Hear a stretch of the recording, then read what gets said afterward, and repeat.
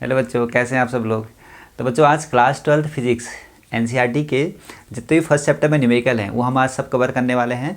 New NCERT के according सारे questions रहेंगे और जो भी क्वेश्चन प्रीवियस ईयर में बने हुए हैं कुछ इस टाइप के क्वेश्चन आते हैं, जैसे कि कभी एनसीईआरटी के 20 से कुछ जो कॉन्सेप्ट है उसके क्वेश्चन बना देता है और वो क्वेश्चन पूछे जाते हैं। तो इस टाइप के क्वेश्चन भी कुछ आप लोगों में साथ शेयर करूंगा। तो मैक्सिमम क्वेश्चन आप लोगों को यहीं से एग्जाम में देखने को मिल जाएंगे। तो स्टार्ट करते हैं आज का लेक्चर और देखते हैं फर्स्ट क्वेश्चन जो आप लोगों के एनसीईआरटी में है वो कुछ इस तरीके से है। तो क्वेश्चन है, what is the force between two small charged spheres having charges of 2 × 10⁻⁷ coulomb and 3 × 10⁻⁷ coulomb placed 30 centimetre in air. तो अगर हम इस क्वेश्चन को देखें तो इसमें क्या बोल रहा है, सबसे पहले इसका हम अगर डायग्राम बना लें। देखो क्वेश्चन में सबसे पहले आप लोग एक डायग्राम बनाने की कोशिश किया कीजिए, ठीक है। डायग्राम से हमें क्या होता है, चीज़ें क्लियर होती हैं, जो हमने कॉन्सेप्ट पढ़े होते हैं वो हमें याद आने लगते हैं। जैसे कि इसमें ये कह रहा है कि दो चार्जेज हैं, देखो ये हमने चार्ज मान लिए, ठीक है।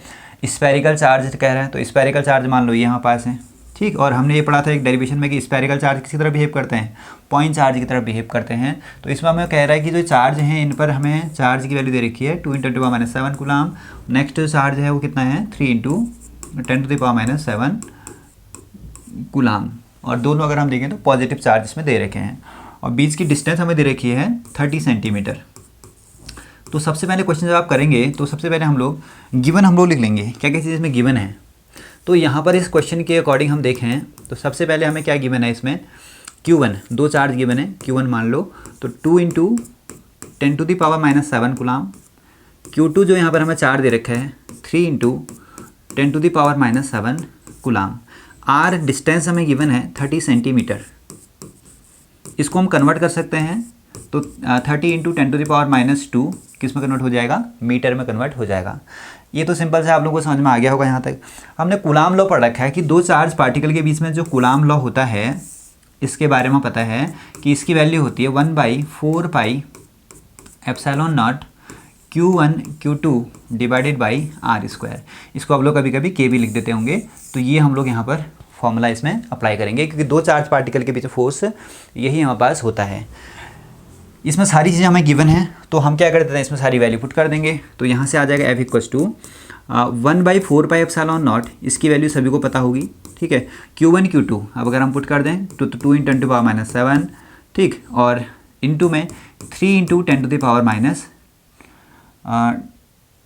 ठीक है। दोनों सेम ही हैं, ठीक है। और अपॉन में कितना आ जाएगा, R² है, R² होता है तो R की वैल्यू कितनी है हमारे पास 30 × 10⁻⁻² और इसका भी कितना आ जाएगा स्क्वायर। यहाँ तक आप लोगों को समझ में आ गया होगा। अब हमें 1/4πε0 की वैल्यू पता होती है 9 × 10⁹, ठीक है। इसको मल्टीप्लाई करें तो डिजिट जो है ना उनको एक साथ मल्टीप्लाई कर दिया करो। तो 3 × 2 = 6, ठीक है। इनटू क्या होता है, बेस सेम होते हैं तो पावर क्या होती है, ऐड या सब्ट्रैक्ट होती है, जो भी साइन होगा। तो यहाँ पर हम इसको ऐड करेंगे तो क्या होगा -7 और -7 -14 ये बन जाएगा। और डिवाइडेड बाई इसके डिवाइड में देखें तो 30 का स्क्वायर करेंगे तो कितना आ जाएगा 900 इंटू 10⁻², 2 × 4 तो -4। अब इसको अगर हम सॉल्व कर लें एक साथ पूरा इसको सॉल्व करेंगे, सबसे पहले एक काम कर लो, ये 9 से इसको कितना 100 बार हम कैंसिल कर देते हैं और साथ में कुछ और चीज़ें भी कैंसिल हो रही है उसको भी कैंसिल कर दो। अभी तो इतना ही है, ठीक है। इसको हम लिख लेंगे आगे तो ये वैल्यू हमें मिल जाएगी F = बोलो क्या आ रहा है यहाँ से 6 हो गया, ठीक है 6। अब देखो क्या करें, पावर को एक साथ लिखेंगे तो 10⁹ यहाँ है, फिर ये कितना है -14, नीचे वाली पावर ऊपर आएगी तो प्लस बन जाएगी तो इसको हम क्या लिख देंगे +4। यहाँ तक सबको समझ में आया।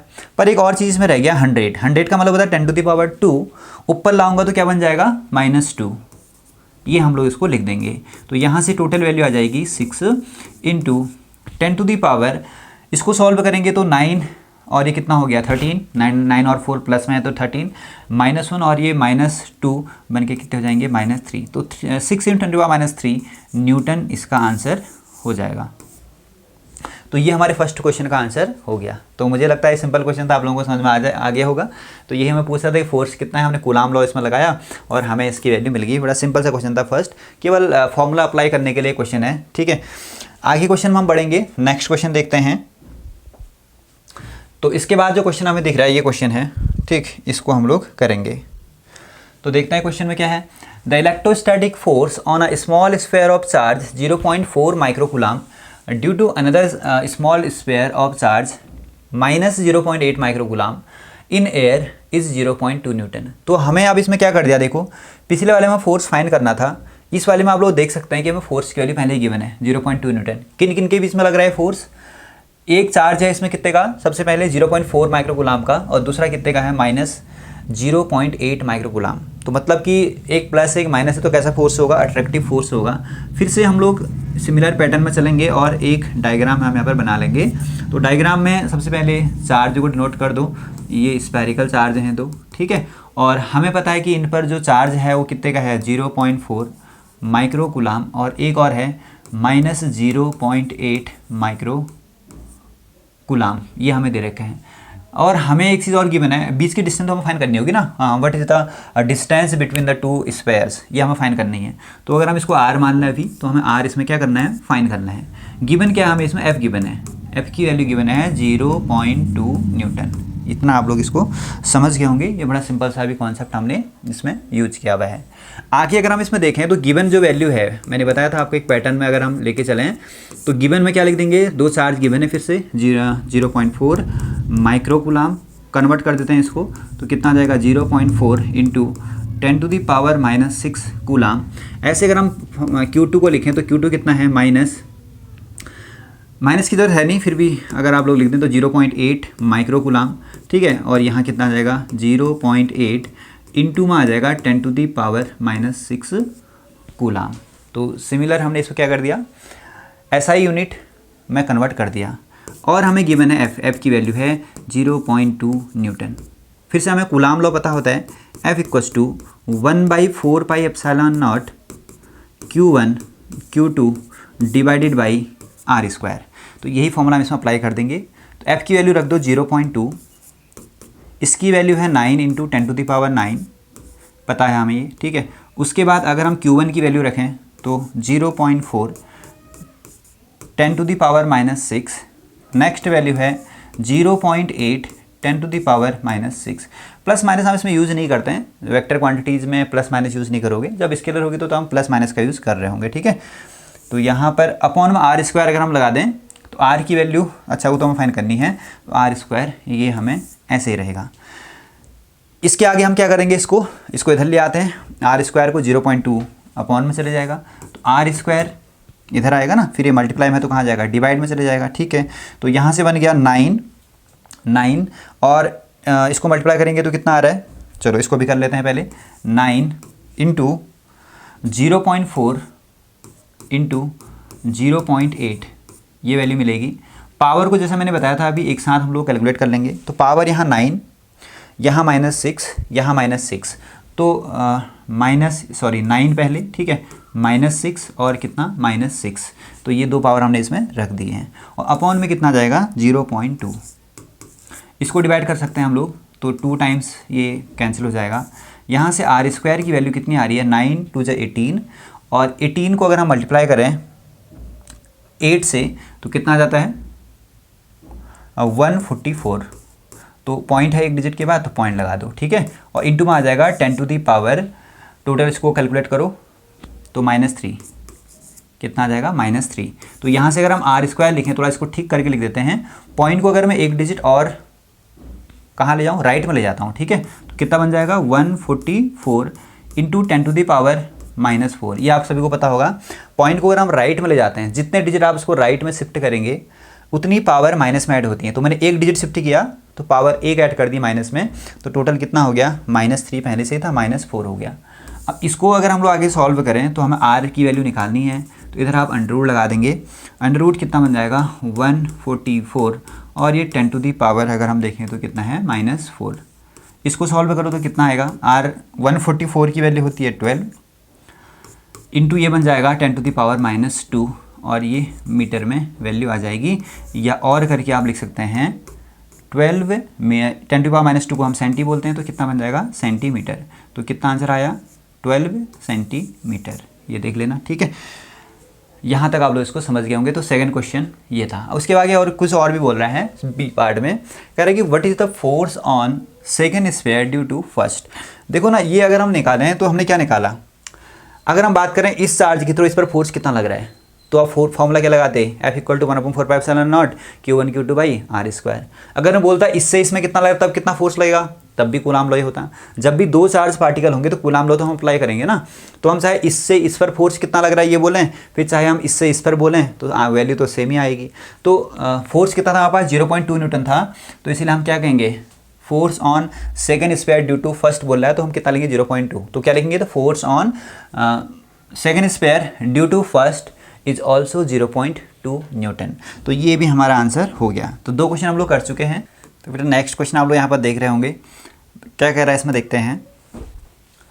Check that the ratio k e square by G M e m to m p is dimensionless. तो हमें जो यहाँ पर रेशियो गिवन है, सबसे पहले तो इस रेशियो को मैं यहाँ लिख देता हूँ, उसमें समझ में नहीं आ रहा है, ठीक है। तो रेशियो क्या गिवन है हमें, k e square divided by G M E into M P, ये हमें गिवन है। इस डायमेंशनलेस हमें चेक करना है कि डायमेंशनलेस है। और आगे हमें देखना है कि टेबल ऑफ फिजिकल कांस्टेंट हमें देखने हैं। उसके बाद करना है determine the value of this ratio, हमें ये रेशियो को डिटरमाइन करना है। What does the ratio signify, हमें बताना है कि ये जो रेशियो है वो क्या किस चीज़ को डिफाइन करता है।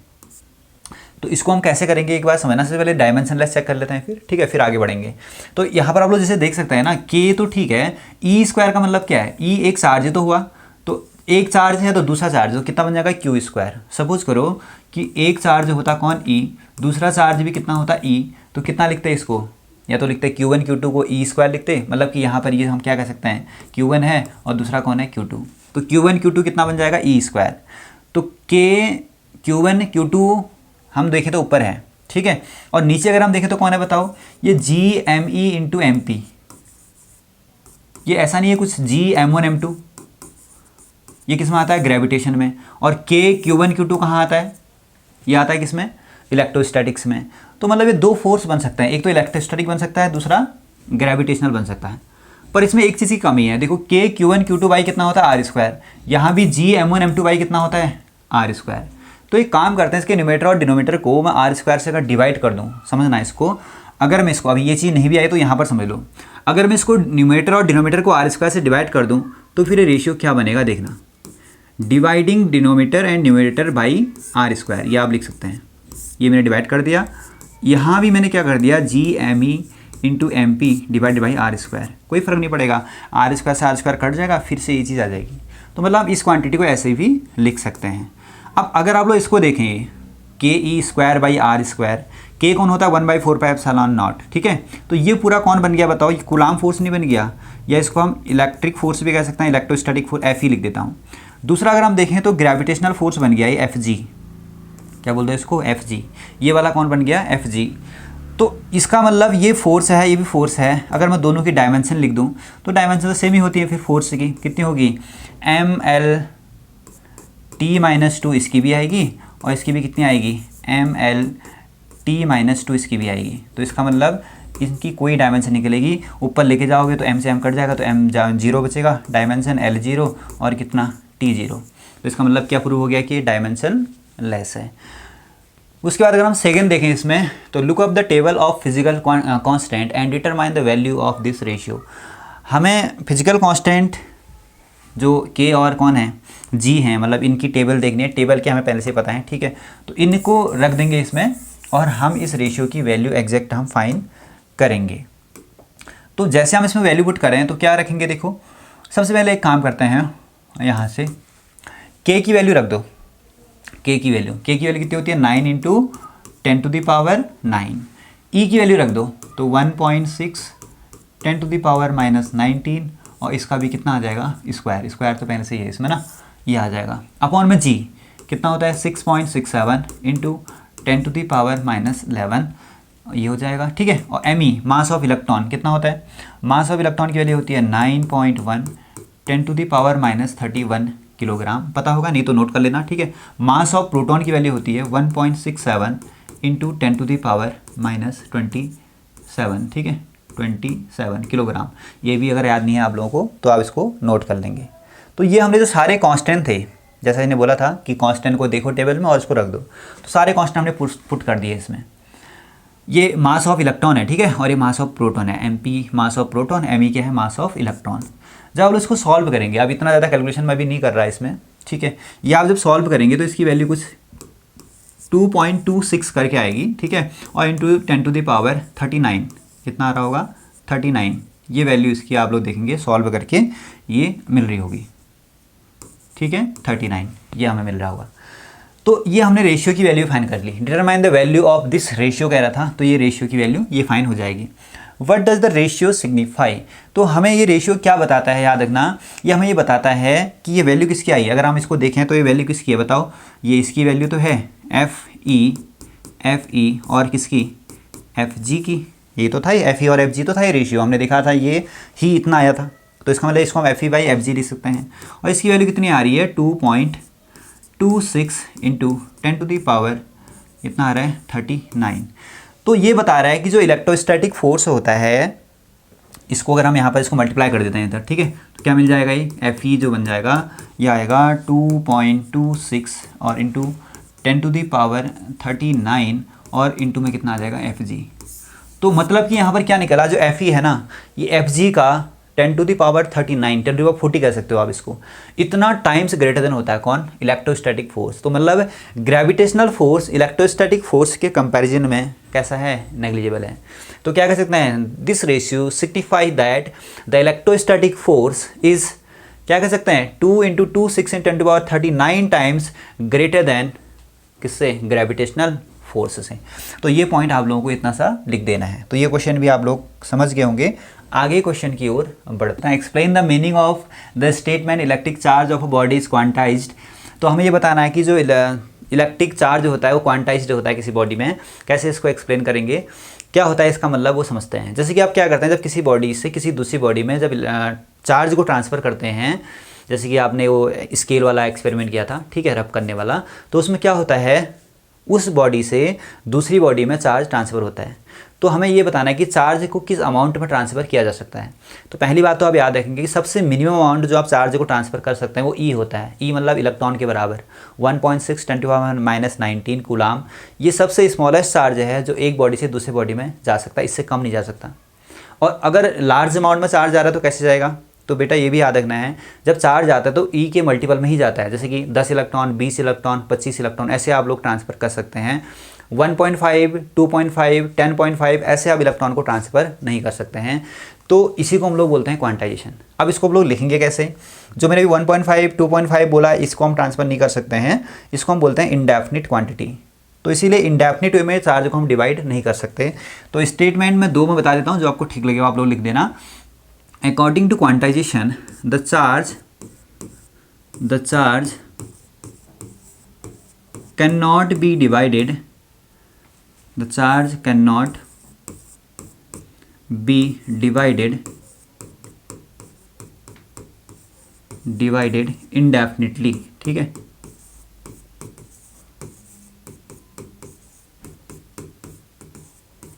तो ये आप लोग लिख देंगे, ठीक है ना, डी होगा, हाँ। तो दैट मीन्स इसको हम लोग क्या कह सकते हैं, जो फॉर्मूला होता है Q इक्वल टू कितना होता है NE, मतलब इंडेफिनिट में डिवाइड नहीं कर सकते, जहाँ N की वैल्यू होगी पॉइंट में नहीं होगी, कितनी होगी, 1 2 3 4 सो ऑन, इस टाइप से होगी। अगर 10 इलेक्ट्रॉन जा रहे हैं तो यहाँ पर 10 रख दो, तो 10 ये इलेक्ट्रॉन ट्रांसफ़र हो जाएंगे। तो ये कहता है ये क्वांटाइजेशन का प्रिंसिपल। अगर आप लोग ये नहीं लिखना चाहते हैं तो एक इसका और स्टेटमेंट भी कह सकते हैं, क्या, the charge can transfer,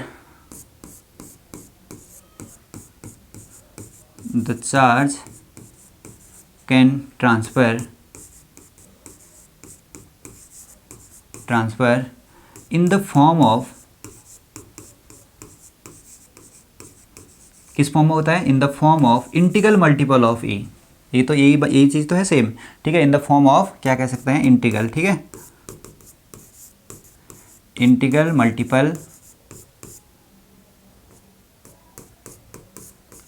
multiple of E। तो इसका मतलब ये होगा that is Q equals to NE। तो सेम आप इस तरीके से भी इसको लिख सकते हैं। तो दोनों का मीनिंग एक ही है, ठीक है ना, चाहो तो आप ऐसे लिखो, चाहो तो आप ये वाला लिखो। अगला देखते हैं इसमें क्या बोला, देखो नेक्स्ट बी पार्ट इसका, why can one ignore quantization of electric charge when dealing with macroscopic that is large scale charges. तो कह रहा है कि जब हम लार्ज स्केल चार्जेस की बात कर रहे हो, मतलब बहुत ज़्यादा अमाउंट में चार्ज की बात कर रहे हो, तो कह रहा है तब क्वांटाइजेशन को नेग्लिजिबल माना जाता है। क्योंकि ना देखो हम लोग बात करते हैं किससे, इलेक्ट्रॉन के ट्रांसफ़र से ही हमने ये क्वांटाइजेशन को डिफाइन कर रखा है।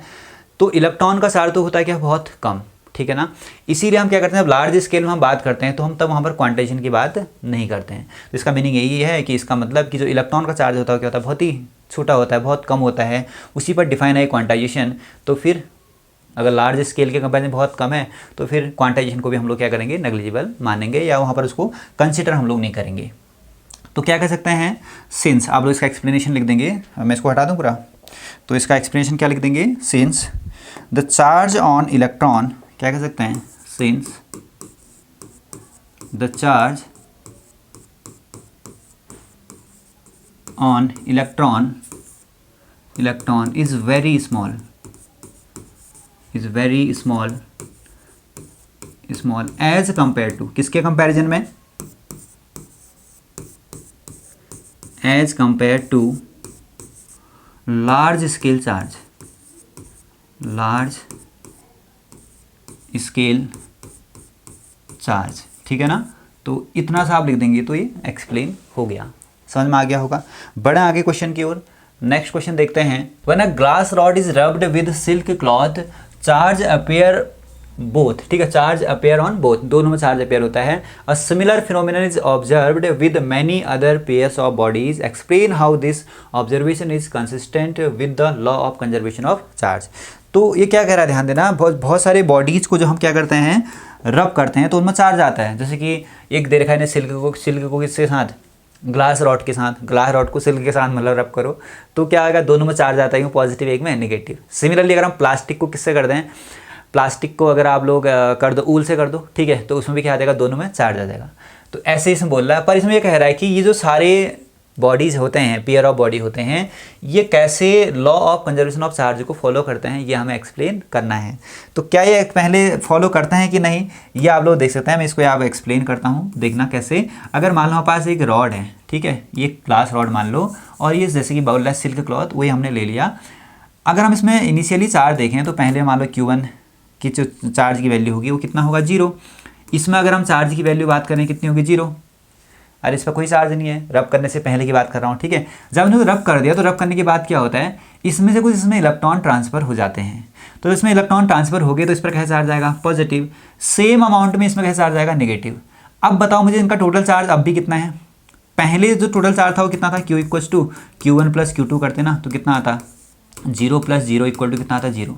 बाद में इस पर जितना प्लस आया उतना ही क्या आया, माइनस आया। अब भी अगर आप लोग क्या करेंगे, Q1 प्लस Q2 करेंगे ना, तो कितना आएगा, मान लो पहले में 10 है, सपोज कर लो कि यहाँ पर 10 पॉजिटिव है और यहाँ पर कितना आएगा फिर 10 नेगेटिव, तो 10 माइनस 10 अब भी कितना होगा बताओ, 0। तो रब करने से पहले, रबिंग से पहले भी चार्ज कितना था, 0। बाद में भी चार्ज कितना है, 0। तो चार्ज तो कांस्टेंट ही रहा ना, तो चार्ज तो कंजर्व रहा, मतलब कोई चार्ज ना क्रिएट हुआ ना डिस्ट्रॉय हुआ, ठीक है। तो चार्ज की वैल्यू कांस्टेंट रही, और वही कौन कहता है, कंजर्वेशन लॉ बोलता है। तो हम इसमें ये कह सकते हैं, इसको एक्सप्लेन कैसे करेंगे, बड़े सिंपल वर्ड में हम इसको एक्सप्लेन कर सकते हैं। क्या कह सकते हैं, देखो, आफ्टर, बिफोर पहले लिख दो ना फिर, ठीक है, बिफोर, ठीक है, बिफोर एंड आफ्टर रबिंग,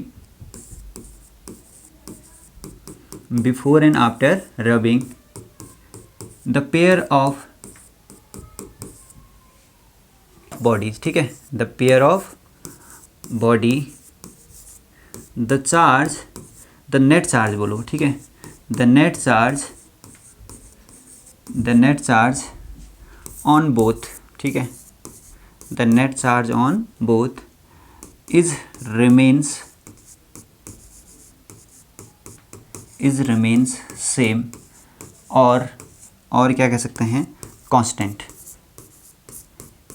और कह सकते हैं कांस्टेंट। और उस कांस्टेंट की वैल्यू भी कितनी होगी बताओ, 0 होगी। भाई इतना सा इसमें लिख देना, तो इसका मतलब कि इसका जो चार्ज है वो कांस्टेंट रहा, तो इसका मतलब कंजर्व रहा, तो कंजर्वेशन लॉ को फॉलो करता है। चलो आगे बढ़ते हैं। नेक्स्ट क्वेश्चन में आप लोग देखेंगे क्या कह रहा है इसमें, 4 point charges QA equal to 2 microcoulomb, QB equal to -5 microcoulomb, QC equal to 2 microcoulomb and QD equal to -4 microcoulomb are located at the corners of a square ABCD of side 10 centimeter. What is the force on charge of 1 microcoulomb placed at the center of the square? तो अब इसका अगर हम लोग देखें तो क्या बोल रहा है, देखना एक स्क्वायर की बात कर रहा है, पहले तो वही बना दो, ठीक है। तो इसको नाम भी लिख देते हैं, ABCD इसने बोला है नाम, तो वही हमने लिख दिया, सीक्वेंस में लिखेंगे यहाँ ABCD, या तो ऐसे लिखो ABCD। QA की जो वैल्यू है, मतलब जो यहाँ चार्ज रखा है वो कितना रखा है इसने, 2 माइक्रोकूलम, ये चार्ज इधर रखा है, प्लस का है, ठीक है। अगले वाले में जो B पर रखा है कितना, -5 माइक्रोकूलम। C पर जो रखा है यहाँ कितना रखा है, 2 माइक्रोकूलम। और D पर जो रखा है वो कितना रखा है, -5 माइक्रोकूलम। ये इसने 4 चार्जेस में प्लेस करा दिए, और कह रहा है कि इसके जो हर एक साइज़ है, इसका साइड जो है वो 10 सेंटीमीटर की है। तो इसका मतलब हर एक साइड 10 सेंटीमीटर की होगी, स्क्वायर है क्योंकि ना। What is the force on charge of 1 microcoulomb placed at the centre. तो एक चार्ज रख रहा है इसके सेंटर पर, तो सबसे पहले तो सेंटर कहाँ पर होगा, इसके डायगोनल को मिला दो ना, तो वहीं सेंटर हो जाएगा, ठीक है। ये डायगोनल मिला दी तो कहीं यहाँ सेंटर होगा इसका। यहाँ पर इसने चार्ज रखा है कितने का, चार्ज कितने का रखा है, चार्ज रखा है 1 माइक्रोकूलम, हाँ बिल्कुल सही। तो 1 माइक्रोकूलम, माइक्रो ही होगा ये, मिली नहीं होगा, ठीक है, 1 माइक्रोकूलम। तो ये चार्ज रखा है, तो इस पर हमें फोर्स निकालना है, नेट फोर्स कितना है। तो इसको हम लोग कैसे करेंगे, आप लोग जैसे देखेंगे कि ये जो चार्ज इसमें रखे हुए हैं, 4 चार्जेस हैं ABCD पर, ये सारे के सारे इस पर फोर्स लगाएंगे, ये वाला भी फोर्स लगाएगा, ये भी लगाएगा, ये भी लगाएगा, ये भी लगाएगा, सब लगाएंगे। तो अगर हम इसका देखें फोर्स की डायरेक्शन कहाँ होगी, देखना पहले A को देख लो, ये इस पर कहाँ फोर्स लगाएगा, ये वाला प्लस है और ये खुद भी क्या है, प्लस है। तो ये इस पर फोर्स लगा रहा है, तो ये इस पर कैसा फोर्स लगाएगा, रिपल्सन का, ऐसे इधर की ओर धक्का देगा, आगे की ओर, ये समझ रहे होगे। तो ये जो फोर्स लगा रहा है कहाँ की ओर लगा रहा है, इस पर, इस डायरेक्शन में फोर्स लगा रहा होगा आगे की ओर, ठीक है। दूसरा देखते हैं, जो इसके जस्ट अपोजिट वाला है 2 माइक्रोकूलम, वो भी अमाउंट में सेम है, तो फिर वो भी क्या करेगा, इसको अपोजिट डायरेक्शन में फोर्स लगाएगा। इसका मतलब ये वाला कहाँ लगाएगा, इधर, ये समझ गए होंगे आप लोग, ये इधर फोर्स लगाएगा, और अमाउंट भी सेम, बिल्कुल उतना ही फोर्स लगाएगा, उससे कम नहीं है क्योंकि, ठीक है। तो वो भी अमाउंट में क्या है, सेम है, तो इक्वल फोर्स से उस डायरेक्शन में लगा रहा होगा। अब इन दोनों का रिजल्टेंट तो कितना आ गया, फिर 0, क्योंकि जितना फोर्स इसने लगाया उतना ही फोर्स इसने लगा दिया, तो इनका रिजल्टेंट कितना आएगा, 0 आ जाएगा। आगे अगर हम लोग बात करते हैं D वाला, जो इसमें -5 माइक्रोकूलम है, ये वाला प्लस है और ये माइनस है, और माइनस और प्लस के बीच में क्या होता है, अट्रैक्शन। तो इसका मतलब ये इसको अट्रैक्ट करेगा, ये इसको चाहेगा इधर की ओर खींचना, देखो ना 4 खींच रहे हैं इसको, मतलब अलग अलग डायरेक्शन फोर्स लगा रहे हैं, ये इसको अट्रैक्ट कर रहा है। इधर वाला भी माइनस है और सेम अमाउंट में है, तो ये वाला क्या करेगा, इसको अपनी ओर अट्रैक्ट करेगा, इस डायरेक्शन में कर रहा होगा, बताओ ऐसे। तो ये इन दोनों का रिजल्टेंट भी कितना आ गया, 0, क्योंकि सेम अमाउंट, देखो मैग्नीट्यूड सेम है, जितना ये इसको अट्रैक्ट करेगा उतना ही वो करेगा, तो इनका भी कितना आ गया, 0। तो मतलब टोटल का भी अगर हम देखें रिजल्टेंट वो कितना आएगा, 0, मतलब ये कहीं मूव नहीं करने वाला है। तो इसमें क्या कह रहा है, देखो the force on charge of 1 microcoulomb placed at the centre of the square. तो इसमें कितना फोर्स लग रहा है, बताओ, टोटल फोर्स कितना आएगा, 0 आएगा। तो हम क्या कह सकते हैं, the force due to 2 microcoulomb and कितना, 2 microcoulomb are same in magnitude and opposite in direction, so they are cancel out each other, ठीक है। Similarly the force due to -5 microcoulomb and -5 microcoulomb are same in magnitude and opposite in direction, so they are cancel out each other. Therefore the resultant force on the 1 microcoulomb charge is 0। तो ये कितना आ जाएगा, 0। केवल explain करने वाला है, इसमें समझ गए होंगे, मैंने समझा दिया। इस टाइप के क्वेश्चन मल्टीपल चॉइस में कभी पूछ देते हैं, ऐसे मतलब ये पूरा एक्सप्लेन करने वाले टाइप के नहीं आएंगे, केवल कॉन्सेप्ट को समझने के लिए है, वो आप लोग समझ गए होंगे। आगे क्वेश्चन की ओर हम लोग बढ़ जाते हैं। An electrostatic feed line is a continuous curve, that is a feed line cannot have sudden break। तो ये हमें एक्सप्लेन करना है कि जो इलेक्ट्रोस्टैटिक फीड लाइन्स होती हैं ये सडन ब्रेक क्यों नहीं हो सकती। तो हमने इसकी डेफिनेशन जब हमने बनाई थी इलेक्ट्रोस्टैटिक फील्ड लाइंस की, तो पहले हमने कैसे रिप्रेजेंट किया था, आप लोगों को याद होगा कि पॉजिटिव चार्ज होता है, नेगेटिव होता है, तो ये लाइंस कहाँ से निकलती हैं, पॉजिटिव से। तो these lines are originate from positive charge and terminate at negative charge. ये हमने इसकी प्रॉपर्टीज़ में भी इसको लिखा था, ऐसे कुछ ये निकलती हैं लाइंस। अब इसमें अगर हम लोग बात करें इलेक्ट्रोस्टैटिक फील्ड लाइन की डेफिनेशन की, तो क्या होती है? Electrostatic field lines are smooth curves in which a unit positive test charge move freely. तो मैंने क्या कहा, ध्यान देना, ये स्मूथ कर्व होती हैं जिसमें एक पॉजिटिव चार्ज क्या कर सकता है? मूव कर सकता है फ्रीली। अगर मान लो मैं यहाँ पर एक चार्ज को रख दूँ ना प्लस Q, तो ये चार्ज क्या करेगा? इसको रिपल करेगा और ये इससे पाथ बनाएगा और ये यहाँ चले जाएगा माइनस में। तो ये जिस पाथ से होकर जा रहा है ना, वही तो इसकी क्या है? फील्ड लाइन है। अब अगर मान लो मैं इसको यहाँ से ब्रेक कर दूँ, तोड़ दूँ, इस लाइन को मैंने क्या कर दिया? इस पॉइंट से मान लो तोड़ दिया यहाँ से, तो क्या होगा फिर? तो यहाँ से तो चार्ज आके मूव कर ही नहीं पाएगा, इसको जंप करना पड़ेगा। तो चार्ज क्या होते हैं, याद रखना, जब मूव करते हैं तो ये कंटिन्यूस मूव करते हैं और ये जंप नहीं कर सकते, यही इसका रीज़न है। चार्ज कैसे मूव करते हैं? कंटिन्यूस मूव करते हैं फील्ड, इलेक्ट्रिक फील्ड में, और ये जंप नहीं कर सकते हैं या जंप नहीं करते हैं, इसीलिए क्या होती हैं? जो लाइंस होती हैं ब्रेक नहीं हो सकती हैं। तो हम क्या करेंगे आगे? तो आपको ये लिखना है, an electrostatic field lines can not have sudden break. ये सडन ब्रेक नहीं हो सकती है। इसका रीजन बिकॉज करके हम इसका रीजन बताएंगे। The charge moves continuously in an electric field and charge can not jump from one point two another point. इतना आप लोग इसमें एक्सप्लेन करके आ जाएंगे और ये इसमें आपको पूरे मार्क्स मिल जाएंगे। नेक्स्ट क्वेश्चन आप लोग देख लेंगे। तो नेक्स्ट क्वेश्चन है, 2 point charges QA equals to 3 microcoulomb and QB equal to -3 microcoulomb are located 20 centimetre apart in vacuum. What is the electric field at mid point O, ठीक है, of the line AB joining the 2 charges. तो पहले part यही इसका हम लोग देख लेते हैं। इसमें क्या कर रहा है, सबसे पहले आपको याद रखेंगे 2 पॉइंट चार्ज रखे हमने QA और QB, ठीक है, ये 20 सेंटीमीटर पर रखे हुए हैं वैक्यूम में।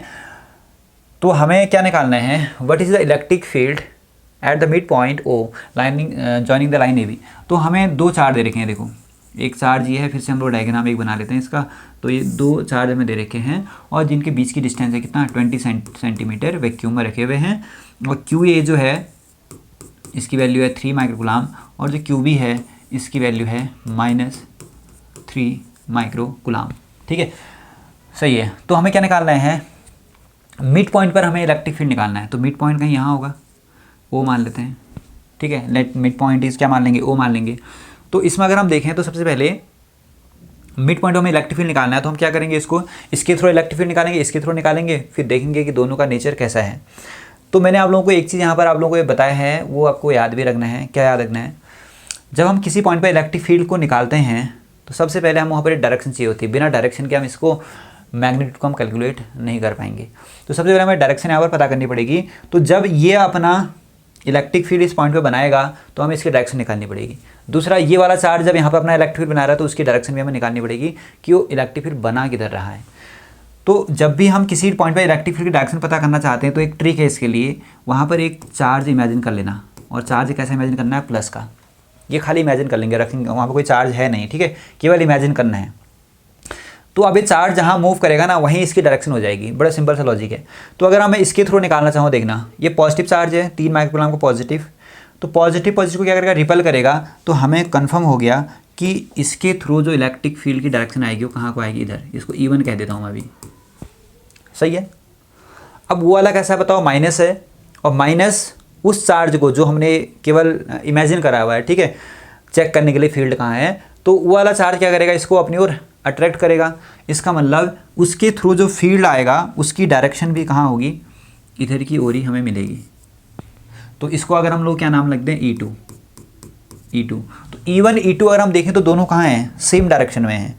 और जब वेक्टर सेम डायरेक्शन में होते हैं, सभी को पता है, तो उनका रिजल्टेंट उनके एडिशन से फाइंड हो जाता है। तो अगर हम यहाँ पर लिखें इलेक्ट्रिक फील्ड, क्या लिखेंगे? Electric field at mid point,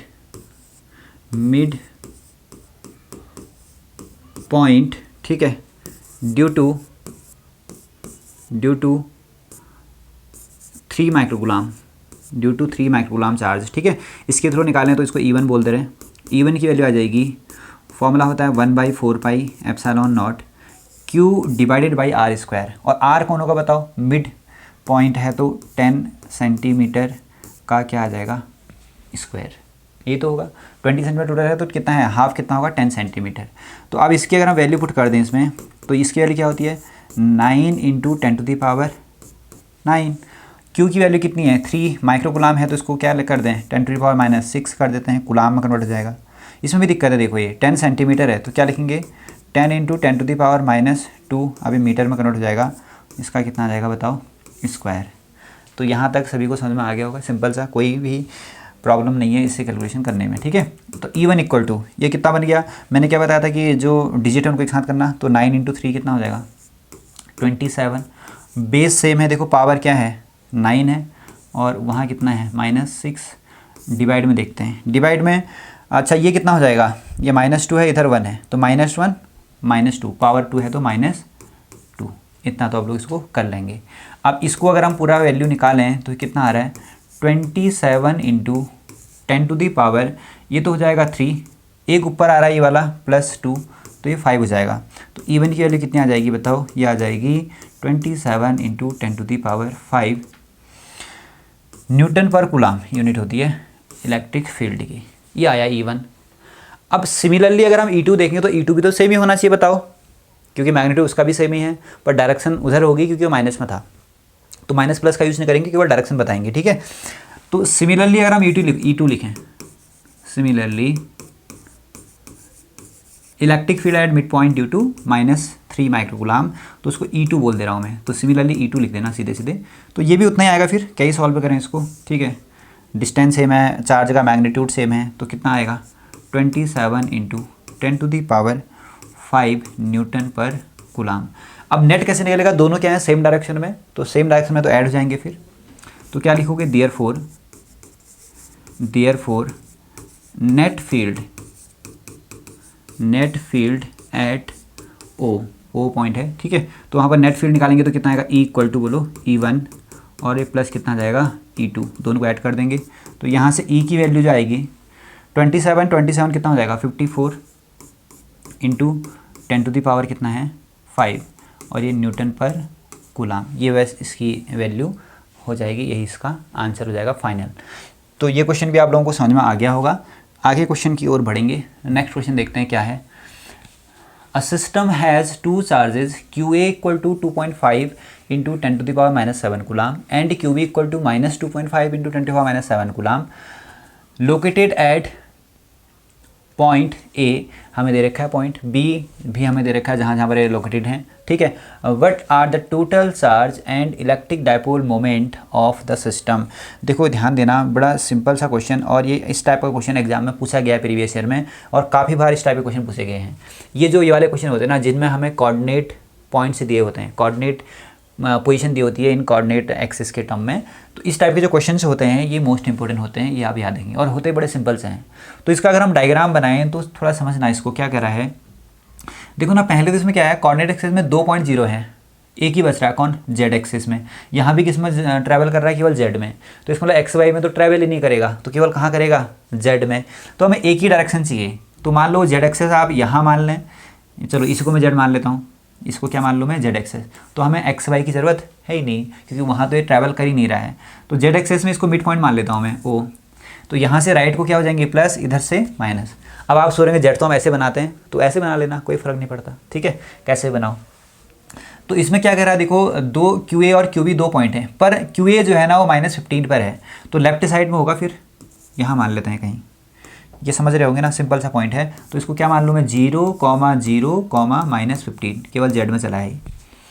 similarly अगर हम इधर को माने तो ये A पॉइंट है, तो B पॉइंट इतनी डिस्टेंस पर कहाँ है, प्लस में है, खुद ही बोल रहा है प्लस में है, ठीक है। तो 0, 0, +15 ये हमें मिल गए। अब ये दो चार्ज थे, यहाँ पर चार्ज कितना रखा था QA = इसकी वैल्यू क्या थी 2.5 × 10⁻⁻7 कूलाम, और जो QB जो यहाँ पर चार्ज रखा था इसकी वैल्यू कितनी है -2.5, सेम ही है मतलब नहीं, -2.5 10⁻⁻7 कूलाम में है ना, चेक कर लेना, ठीक हो गया। अब हमें फाइन क्या करना है, हमें फाइन करना है what are the total charge and electric dipole moment. पहले तो टोटल चार्ज निकालना है। अरे तो सिंपल है, जब भी चार्ज निकालना होता है तो टोटल चार्ज तो हम लोग क्या करते हैं, हमेशा सम कर देते हैं, स्केलर क्वांटिटी होती है, तो टोटल निकालना है। और भी अगर होते इसमें तो 2 ही है ना, और भी होते उनको भी हम सबको सम कर देते हैं। तो टोटल चार्ज अगर हम देखें, टोटल चार्ज पहला पार्ट हो गया ना क्वेश्चन का, तो पहला क्या निकालना है, टोटल चार्ज निकालना है। तो Q इक्वल टू क्या लिख दें, QA प्लस QB, और भी होते QC भी लिख देते, अभी है ही नहीं। तो पहला कितना है बताओ, 2.5 10⁻⁻7, और वो दूसरा प्लस पर वो माइनस में है सीधे सीधे, तो क्या लिख देंगे 2.5 10⁻⁻7, तो फिर ये तो 0 आ गया। तो टोटल चार्ज कितना आएगा, 0। पहला आंसर तो हमारा ये बन जाएगा। अब क्या कह रहा है, मेन सेकंड है, तो हमें इसका निकालना है डाइपोल मोमेंट फाइंड करना है। और डाइपोल मोमेंट अगर आप लोगों को याद है तो P इक्वल टू होता है 2QL ना, तो 2QL, तो इसको मैं थोड़ा सही से लिख दूँ तो Q × 2L भी लिख सकता हूँ मैं इसको, बात तो एक ही है ना, और करके लिख दो, ऐसा लिख सकते हैं। और आप मुझे बताओ क्या ये डाइपोल है नहीं है, ये तो डाइपोल है, एक दिख रहा है हमें। डाइपोल की क्या होती है कंडीशंस, डाइपोल में क्या होता है कि दो मैग्नीट्यूड में सेम, साइन में अपोजिट, दो चार्जेस कुछ डिस्टेंस पर क्या होते हैं, एक दूसरे से सेपरेटेड होते हैं। तो ऐसा तो यहाँ दिख ही रहा है हमें। तो अगर हम बात करें तो यहाँ से लेके यहाँ तक ना, ये इसको अगर हम ऐसे कुछ बना दें तो ये एक डाइपोल बन रहा है जिसका मिड पॉइंट कौन है, O है। तो ये जो लेंथ होगी A से लेके B तक, इसको हम डाइपोल लेंथ बोलेंगे, और डाइपोल लेंथ को हम डिनोट करते हैं किससे, 2L से। इसका मतलब ये जो लेंथ है ये कितनी है बताओ, ये डाइपोल की लेंथ है, इसको हम 2L कहेंगे। कितने बोलेंगे इसको, 2L। क्या इसकी लेंथ दे रखी थी हमें, हाँ अच्छा दे क्या रखी थी हमें, तो गिवन है पहले से ही। देखो ये कितना है, ये यहाँ पर है कितना 15 सेंटीमीटर है लेफ्ट में, और वो भी कितना है 15, मतलब इतना 15, ये वाली वैल्यू कितनी 15, तो 15 और 15 कितना हो गए 30 सेंटीमीटर, तो हमें गिवन है नहीं। तो P की वैल्यू कितनी आ जाएगी, Q की वैल्यू रख दूँ 2.5 10⁻⁻ कितना होता है -7, ये तो हमें दिया है। 2L की वैल्यू कितनी है बताओ, 30 सेंटीमीटर हो जाएगी, पर कन्वर्ट करना पड़ेगा मीटर में। तो ये P की वैल्यू आ जाएगी डाइपोल मोमेंट 2.5 10⁻⁻7, ठीक है, इंटू में 30 को अगर हम कन्वर्ट कर दें तो कितना आएगा 30 × 10⁻⁻2 ना, मीटर में करेंगे तो -2 इतना मीटर हो जाएगा। तो इसकी जो टोटल आएगा आंसर आएगा जो कितना आएगा 7.5, कितना आ जाएगा 7.5। इसको मैं ऊपर ले जाऊंगा हाँ, इस वाले जीरो को, तो कितना है -7 है और ये -2 है, एक ये वाला जीरो हो गया +1। तो फिर P की वैल्यू कितनी आ जाएगी 7.5, ठीक है, इंटू 10⁻⁻8। तो इसका अगर हम देखें तो ये कितना होता है, कूलाम मीटर इसकी यूनिट होती है, डैश है माइनस नहीं है, हाँ कूलाम डैश मीटर। तो ये इसका टोटल इसका आंसर हो जाएगा। समझ गए होंगे, सिंपल सा क्वेश्चन था देखो, और ऐसे क्वेश्चन एग्जाम में पूछे जाते हैं। तो आगे इसमें कुछ और ही पूछ रहा था, नहीं बस हो गया क्वेश्चन कंप्लीट, ठीक है। नेक्स्ट क्वेश्चन की ओर चलेंगे। तो नेक्स्ट क्वेश्चन आप लोग देख सकते हैं, 10 क्वेश्चन हम लोग कर चुके हैं, 10th नंबर का क्वेश्चन है। An electric dipole with dipole moment 4 × 10⁻⁻9 coulomb is aligned at 30 degree with the direction of uniform electric field, ठीक हो गया। तो इतना कूलाम मीटर हमें डाइपोल मोमेंट दे रखा है जो कि इतना डिग्री पर अलाइंड है फील्ड के साथ, और उसका फील्ड का मैग्नीट्यूड भी हमें इतना दे रखा है, न्यूटन पर कूलाम इलेक्ट्रिक फील्ड का मैग्नीट्यूड होगा। Calculate the magnitude of torque acting on the dipole. अरे सिंपल क्वेश्चन है। क्या इलेक्ट्रिक डाइपोल का फॉर्मूला पता है आपको, सॉरी क्या नाम है, टॉर्क का, डाइपोल मुझे टॉर्क लगता है। तो टाउ इक्वल टू आप लोगों को याद होगा PE sin थीटा, कितना होता है PE sin थीटा। और ये कैसे होता था याद है ना, ये इलेक्ट्रिक फील्ड है मान लो, इलेक्ट्रिक फील्ड, और जो डाइपोल है वो कुछ ऐसे रखा हुआ है, इसमें ऐसा बोल रहा है, देखो ये जो डाइपोल है ना, एक और फील्ड लाइन बना दूँ मैं यहाँ से, तो ये कुछ ऐसे रखा हुआ है डाइपोल, और ये कह रहा है कि ये 30 डिग्री पर इंक्लाइंड है, ये 30 डिग्री लिखा है। इलेक्ट्रिक डाइपोल ऑफ मोमेंट, इसका मोमेंट भी दे रखा है हमें P की वैल्यू गिवन है, तो गिवन लिख सकते हो ना इसमें, गिवन P कितना है, P गिवन है हमें इसमें 4 × 10⁻⁻9 कूलाम मीटर। तो ये हमें P की वैल्यू दे रखी है, कूलाम मीटर यूनिट भी ठीक दे रखी है, ठीक है। एंगल दे रखा है थीटा 30 डिग्री, और अगला हमें इसमें दे रखी है E, इलेक्ट्रिक फील्ड का मैग्नीट्यूड। देखो यूनिट से पता चल रहा है कि इलेक्ट्रिक फील्ड है, वैसे बोल भी रखा है, ठीक है। तो 5 × कितना आ जाएगा 10⁻4, 5 × 10⁻4 न्यूटन पर कूलाम। मैग्नीट्यूड ऑफ टॉर्क हमें फाइंड करना है, तो इजी है क्वेश्चन ना, बन गया ये। तो टाउ की वैल्यू रख दो, P की वैल्यू कितनी है 4 × 10⁻⁹, ठीक है। E की वैल्यू हमें दे रखी है 5 × 10⁻4, ठीक, और इंटू sin 30, तो sin 30 की वैल्यू कितनी होती है 1/2 होती है। तो टाउ की वैल्यू आ जाएगी 4 × 5 को एक साथ कर लो, तो 4 × 5 कितना होता है 20, इंटू 10⁻⁹ 9 और ये +4 कितना हो जाएगा -5 हो जाएगा, ठीक है। और ये 1/2 भी इसका आएगा, sin 30 का 1/2, तो 2 से इसको कट कर लो, 10 टाइम्स कैंसिल हो जाएगा। तो टाउ इक्वल टू कितना आ जाएगा बताओ, 1 × 10⁻, इसको यहाँ भेज देते हैं तो ये -4, ठीक है ना। ये इसका आंसर हो जाएगा। आपको टाउ की अगर यूनिट लिखनी है तो आप लोग यूनिट भी लिख देंगे, ठीक है। तो ये बन जाएगा, वैसे न्यूटन मीटर होती है यूनिट, तो ये न्यूटन मीटर, इतना इसका आंसर बन गया।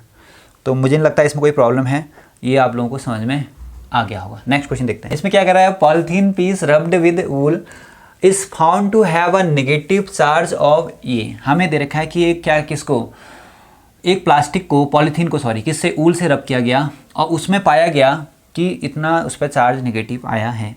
तो चार्ज की वैल्यू दे रखी है सबसे पहली बात, तो चार्ज की वैल्यू दे रखी है Q = माइनस में 3 × 10⁻⁻7 कूलाम, बिल्कुल सही है। हमें क्या फाइंड करना है, देखो, estimate the number of electrons transferred from which to which, तो किस में से किस में इलेक्ट्रॉन गए हमें ये निकालना है। अरे तो पॉलीथीन में अगर नेगेटिव चार्ज आया है तो इसका मतलब उसी में आए होंगे इलेक्ट्रॉन, ठीक है। तो मान लेते हैं एक, ये मान लो पॉलीथीन है, ठीक है, ये पॉलीथीन मान लेते हैं, ठीक ऐसे ही बना लो कुछ भी। तो ये कौन है, ऊल सरफेस है, ये ऊल है, और ये कौन है, ये पॉलीथीन है, तो ये पॉलीथीन मान लो, ठीक है। अब क्या कह रहा है, देखो इसमें ये बोल रहा है कि इस पर चार्ज कैसा आया था, नेगेटिव आया था पॉलीथीन पर। तो अगर नेगेटिव आया था इसका मतलब इसमें इलेक्ट्रॉन आए होंगे ना, तो इलेक्ट्रॉन किसने दिए हैं, ऊल ने दिए हैं, किसको, पॉलीथीन को। तो इसमें हम कह सकते हैं कि इलेक्ट्रॉन्स कहाँ से कह रहा है, देखो इलेक्ट्रॉन ट्रांसफ़र कहाँ से हुए, तो इलेक्ट्रॉन आर ट्रांसफर्ड फ्रॉम, कहाँ से लिखोगे, ऊल टू पॉलीथीन। तो पहली बात तो इसका आंसर आ जाएगा, आंसर नंबर 1, आंसर नंबर 1, हाँ ए का आंसर हो जाएगा, ए का आंसर। तो क्या लिखो ए का आंसर बताओ, electrons are transferred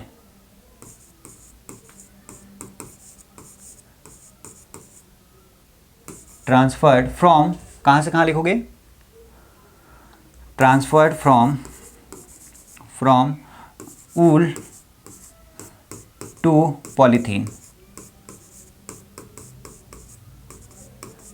wool to polythene, इसमें ये ट्रांसफ़र हो रहे होंगे। अब हमें ये भी निकालने हैं, आगे कह रहा है is there transfer of mass, ठीक है, एस्टिमेट द नंबर ऑफ, अच्छा इलेक्ट्रॉन नंबर भी निकालना है भाई, कितने नंबर हैं। तो Q की वैल्यू दे रखी है हमें, तो फॉर्मूला क्या होता है, we know that Q = any, क्या होता है Q = any। तो Q की वैल्यू कितनी दे रखी है, 3 × 10⁻⁷, केवल मैग्नीट्यूड लिखेंगे, हमें तो नंबर निकालना है ना इलेक्ट्रॉन के। तो n 1.6 कितना होगा, 10⁻⁻19।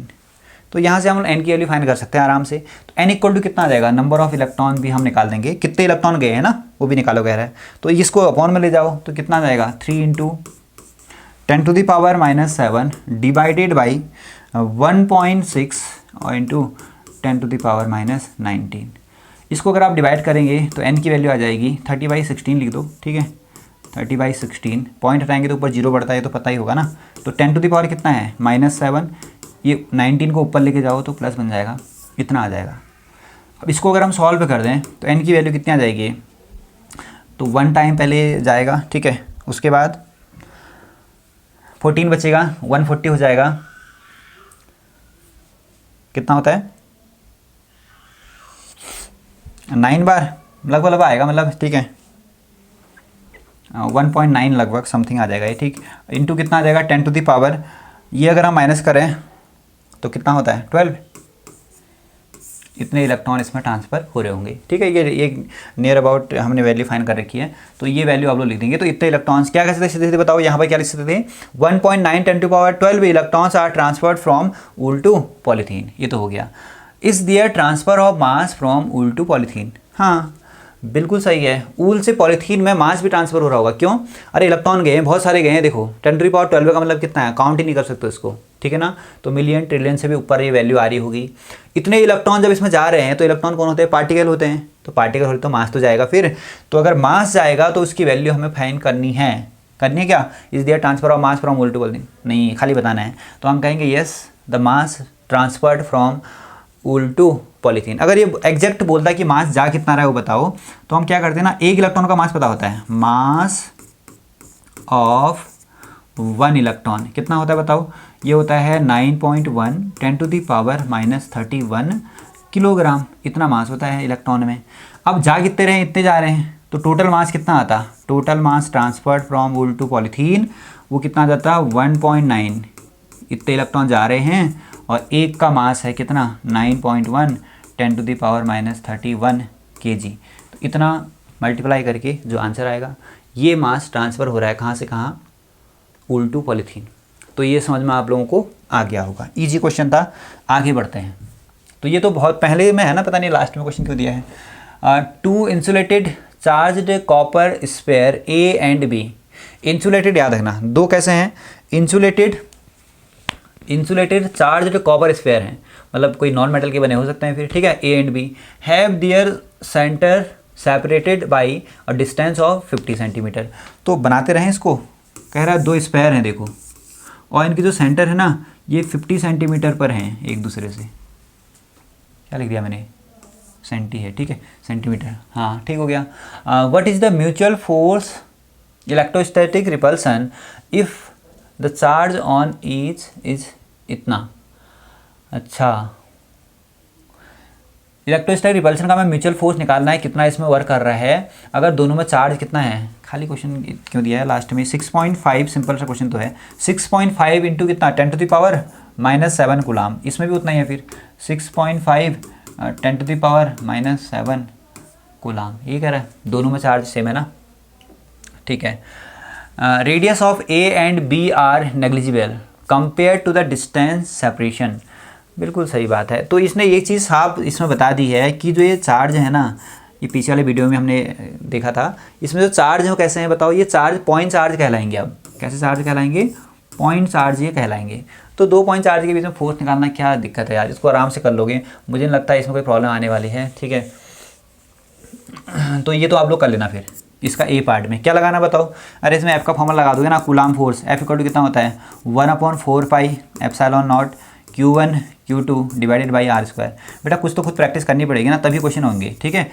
प्रैक्टिस जब आप लोग खुद से करेंगे तभी आप लोगों के क्वेश्चंस हो पाएंगे। तो इसलिए आप लोगों को ये वाले क्वेश्चन को ट्राई करना है। R की वैल्यू 50 रख देना, सेंटीमीटर को मीटर में कन्वर्ट कर देना, ये कूलाम में ही तुम्हें दे रखे हैं, दोनों की वैल्यू सेम, ठीक है। तो ये आराम से हो जाएगा। उसके बाद आगे देख लेते हैं इसका B पार्ट क्या कह रहा है। What is the force of repulsion if each sphere is charged double. ये वाला कर लेते हैं, क्या कह रहा है देखो। अब ये कह रहा है कि अगर चार्ज को डबल करने कह रहा है, ध्यान देना, चार्ज को क्या कर दें, डबल कर दें, ठीक है, charge double and distance between them is half. अगर हम इसको देखो, अब मान लो फोर्स पहले ये था, हाँ, अब जो नया फोर्स निकलेगा कैसे निकलेगा पता है, 1/4πε0। चार्ज को डबल कर रहा है तो कितना हो जाएगा 2Q1, और दूसरा चार्ज भी कितना हो जाएगा 2Q2। डिस्टेंस को हाफ कर रहा है, तो हाफ मतलब R पहले थी, अब कितना कर दो, कह रहा है R/2 कर दो, उसका स्क्वायर तो पहले से ही है। इतना इसने जैसा काम ने कर दिया। अब नया फोर्स क्या बन जाएगा देखो, 1/4πε0, ये 2 और 2 कितना हो जाएगा 4 Q1 Q2, ठीक है, डिवाइडेड बाई हो जाएगा R², नीचे अपॉन में आएगा 4, क्या मैं 4 को ऊपर भेज दूँ तो यहाँ एक 4 और आ जाएगा। F डैश की वैल्यू आ जाएगी 4 जा कितना हो जाएगा 16, और साथ में इसको अलग लिख देता हूँ 1/4πε0 Q1 Q2 divided by R²। तो इसका मतलब जो अब नया फोर्स होगा वो 16 टाइम्स हो जाएगा जो पहले फोर्स वर्क कर रहा था। और पहले फोर्स तो तुमने निकाल दिया होगा ना, जो भी इसमें वर्क करेगा, इसकी वैल्यू तो निकाल दी होगी आपने यहाँ से ना, तो उसको हम क्या करेंगे 16 से मल्टीप्लाई करेंगे, उतना न्यू फोर्स आ जाएगा। तो ये क्वेश्चन बड़ा इजी था, इसको भी आप लोग कर लेंगे, इसकी कैलकुलेशन आप लोग खुद कर लेंगे। हाँ, मैंने बता तो दिया कैसे करना है, बस आप लोगों को केवल अब इसमें पेन चलानी है और कुछ नहीं करना है। हो गया फिर, ठीक है। अब आगे देखते हैं, देखो नेक्स्ट क्वेश्चन में क्या है। Consider a uniform electric field E equals to, ये हमें दे रखा है, ठीक है। अब ये देखो वेक्टर का क्वेश्चन है वैसे अगर हम देखें तो ना, और ये सिंपल क्वेश्चन भी है, ध्यान देना। E की वैल्यू हमें दे रखी है, पहले इसमें वेक्टर लगा देते हैं क्योंकि वेक्टर में दे रखा है, देखो 3 × 10⁻³ पर साथ में देखा ना I कैप न्यूटन पर कूलाम। I कैप का मतलब समझ रहे हो कहाँ है, ये ना जो फोर्स होगा वो एक्स डायरेक्शन में वर्क कर रहा होगा, कहाँ की ओर, अगर मैं इसको एक्स मान लूँ तो एक्स डायरेक्शन में फोर्स वर्क करेगा। चलो मैं सही बना देता हूँ, इसमें ये वाई मान लो, ये वाला जेड मान लो, वाई एक्सिस और जेड एक्सिस, ऐसा कुछ, ठीक है। अब हम आगे क्या करें, द फ्लक्स ऑफ हाँ, what is the flux of this field through a square of 10 centimetre on a side whose plane is parallel to Y Z plane. तो वाई जेड प्लेन ना, ध्यान देना, ये जेड इधर है ही नहीं वैसे अगर आप इमेजिन करें, क्योंकि एक्स इधर है, वाई इधर है, तो जेड यहाँ होना चाहिए। ये तो पढ़ा होगा ना कॉन्टेक्स्ट में, जेड इधर होगा, तो जेड इधर है तो वाई जेड प्लेन तो ये वाला हो गया। फिर इमेजिन करो इसको, तो ये जो प्लेन होगा ये कौन सा है, वाई जेड प्लेन है। अब कह रहा है इस वाई जेड प्लेन से निकलने वाला फ्लक्स बताना है, कितना फ्लक्स जा रहा होगा। तो ये तो आराम से हम निकाल पाएंगे ना, क्योंकि यहाँ से हमें फ्लक्स निकालना है और हमें इलेक्ट्रिक फील्ड की वैल्यू कहाँ दे रखी है, एक्स डायरेक्शन में ही दे रखी है। तो ई की वैल्यू हमें गिवन है, और ये कैसे जा रहा है फ्लक्स है, ये ई के कैसे हो जाएगा नॉर्मल, क्योंकि ये आई इसमें दे रखा है हमें। तो ये हमें फाइंड करना है, मैग्नीट्यूड निकालना है शायद ना किसका, फ्लक्स का। हाँ, तो फ्लक्स हम फाइंड करेंगे तो कैसे निकलेगा, फ्लक्स का फॉर्मूला क्या होता है बताओ। फ्लक्स का फॉर्मूला होता है फाई ई, कह देते हैं ना इसको, फाई ई। फाई ई जो होता है वो होता है ई डॉट डी एस, कितना होता है, ई डॉट डी एस। तो फाई ई इक्वल टू हो जाएगा, समझना, ई की वैल्यू रख देते हैं 3 इंटू 10⁻³ आई कैप, ये है, dot D S. D S पहले तुम्हें निकालना पड़ेगा। 10 सेंटीमीटर इसका क्या है, स्क्वायर बन रहा है, कह रहा है एक प्लेन में जो स्क्वायर बनाएगा, एक यहाँ एक स्क्वायर बना रहा होगा, और वो स्क्वायर की साइड कितनी है, 10 सेंटीमीटर है, उससे निकलने वाला हमें फ्लक्स फाइंड करना है। यही बोला ना, स्क्वायर ऑफ 10 सेंटीमीटर, ठीक है। तो वो जो स्क्वायर होगा उसका अगर हम एरिया निकालेंगे तो कितना आएगा, 10 इंटू 10, ये हो जाएगा सेंटीमीटर स्क्वायर, क्योंकि दोनों सेंटीमीटर में है। पर याद रखना इसकी डायरेक्शन होगी कहाँ को बताओ, इसकी डायरेक्शन भी आई कैप ही होगी। मेन तो यही है ना, क्योंकि देखो अगर हम देखें तो उसकी डायरेक्शन जो इस पर परपेंडिकुलर हम डालें, मान लो ये एक प्लेन है, तो इस प्लेन की डायरेक्शन भी तो इधर की हो रही है, तो जहाँ को कौन है, ई है, वहीं को कौन है, प्लेन की डायरेक्शन भी है, इसका मतलब इसकी डायरेक्शन भी क्या होगी, आई कैप ही हो जाएगी। तो यहाँ से फाई ई की वैल्यू अगर हम निकालें, आई डॉट आई तो कितना होता है 1, तो कितना हो जाएगा 3 इंटू 10⁻3, पर ये दिक्कत हाँ सेंटीमीटर में है, कन्वर्ट करना पड़ेगा पहले। तो 10 इंटू 10 सेंटीमीटर को क्या लिख दूँ, 10⁻⁻2 मीटर स्क्वायर भी आएगा, सेंटीमीटर का स्क्वायर है तो सेंटीमीटर को क्या लगेगा 10⁻2 मीटर स्क्वायर वैसे लगाएंगे, ठीक है, ये हो जाएगा। तो यहाँ से अगर हम फ्लक्स निकालें फाई ई, तो ये हो जाएगा 3 इंटू ये 3 है। एक काम करो, हमें पता है ना कि बेस में तो पावर सीधे सीधे हम ऐड और सब्ट्रैक्ट कर देते हैं, तो 3 है, इसकी पावर 1 होगी, इसकी पावर भी 1 होगी, और इसकी पावर 2 × 4 -4 होगी। आ गया आंसर। तो 3 इंटू 10⁻, ये 3 और 2 5, 4 माइनस करेंगे तो 1, मतलब कि 30 आ गया। ये सिंपल कितना आएगा आंसर, 30 कर लेंगे। हाँ, इसको ये लिखा नहीं जा रहा, इधर से लिख दूँ, फाई ई इक्वल टू आ जाएगा 30, ठीक है, इसका आंसर हो जाएगा। या इसको अगर हम लोग वैसे लिखें तो न्यूटन मीटर स्क्वायर पर कूलम फ्लक्स की क्या होती है, यूनिट होती है। तो इतना इसका आंसर आ जाएगा।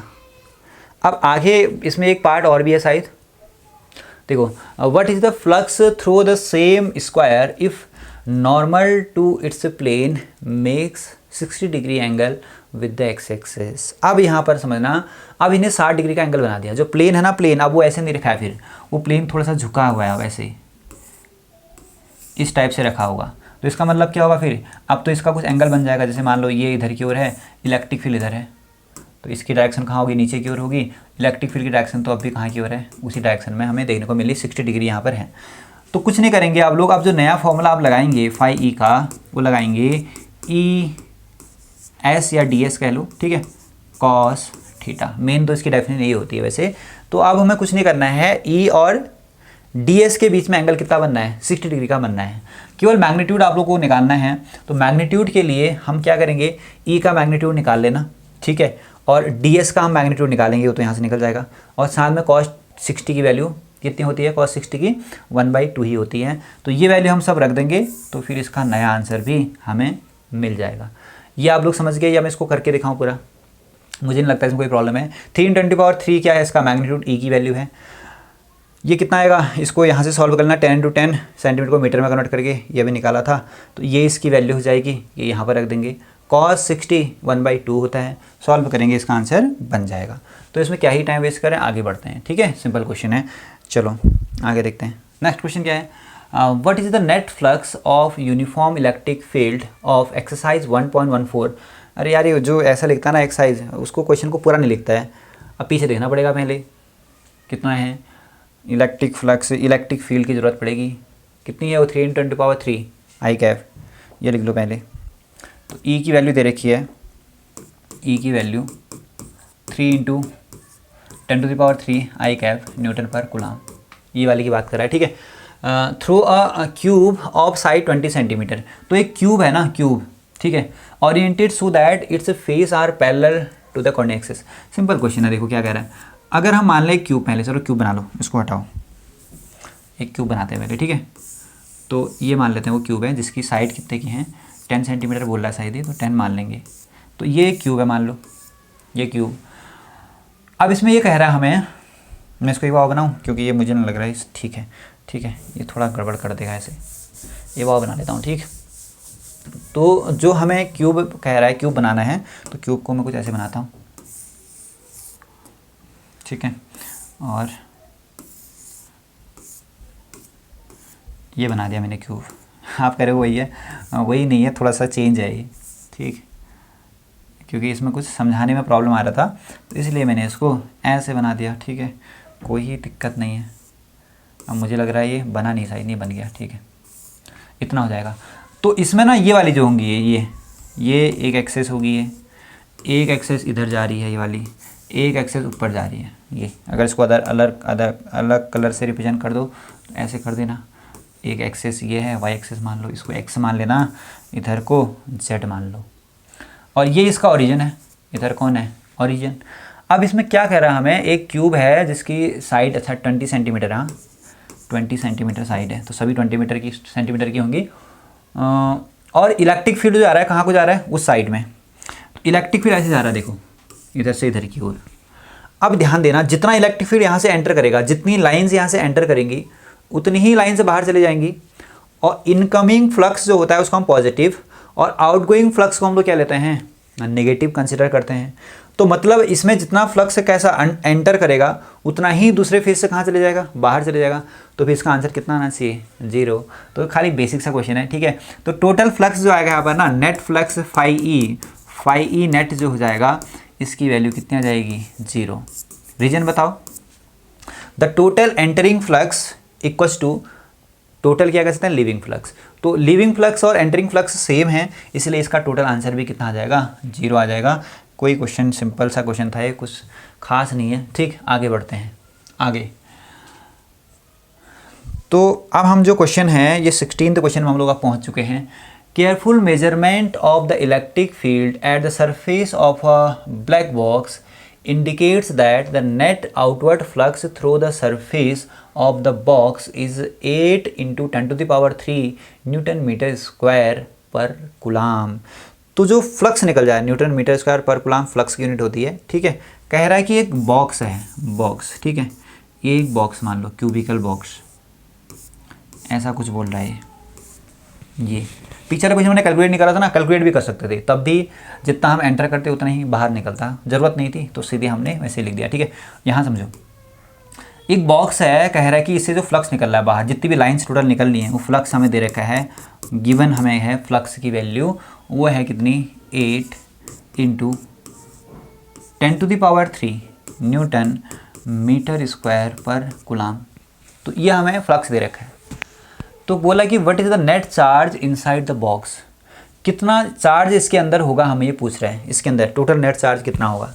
तो फॉर्मूला हमें पता है ना, Gauss theorem. According to Gauss theorem, net flux जो होता है ये होता है चार्ज बाई एप्सिलॉन नॉट। सभी को आती है गॉस थ्योरम, तो सिंपल सी है, ठीक है। Charge by the charge enclosed by the surface upon में कितना आता है, epsilon not.